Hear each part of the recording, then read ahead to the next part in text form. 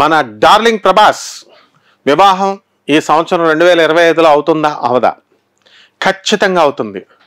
ఎవరు ఎన్ని అనుకున్నా, ఎవరు ఎన్ని చెప్పినా ఖచ్చితంగా ప్రభాస్ యొక్క మ్యారేజ్ 2025లో అవుతుంది. ఒక మామూలుగా ఏమైనా ఊహాగానాలు ఉండొచ్చు, ఏమంటే ఈ హీరోయిన్తో అవుతుందా, ఆ హీరోయిన్తో అవుతుందా అని.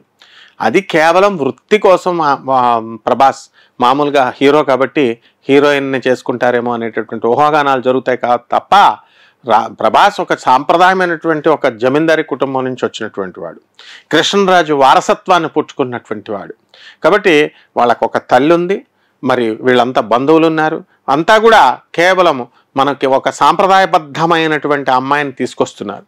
కాబట్టి మనం ఎందుకు చేసుకోకూడదండి? ఎందుకు అవ్వదు? గ్రహాలన్నీ కూడా అనుకూలిస్తున్నాయి ఆయనకి, ప్రభాస్కి.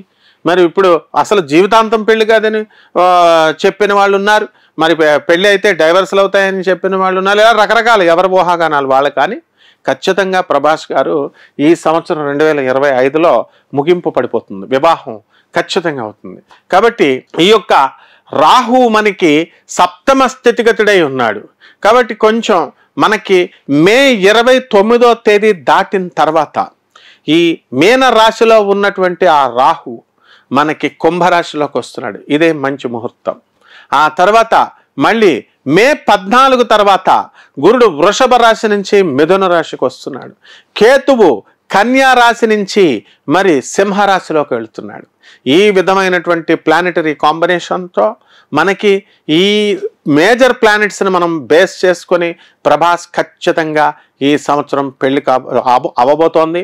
మరి ఇక్కడ ఇది ఒక సంచలనాత్మకమైనటువంటి మార్పు, జ్యోతిష శాస్త్రానికే సవాల్ ఇది, ఎనీబడి సవాల్ అన్నమాట ఇది. నిజంగానే ఎట్టి పరిస్థితుల్లో మనకి ప్రభాస్ పెళ్లి కాదు అంటున్నారు. ఖచ్చితంగా అవుతుంది. ఈ సంవత్సరం 2025లో న్యాచురల్ కెలామిటీస్, యుద్ధాలు ఒక పక్క విసిగిపోయినటువంటి జనానికి మనకి ఈ అమృత వార్త అనమాట. ప్రభాస్ అభిమానులందరికీ కూడా చక్కగా అతను వివాహం చేసుకుంటాడు.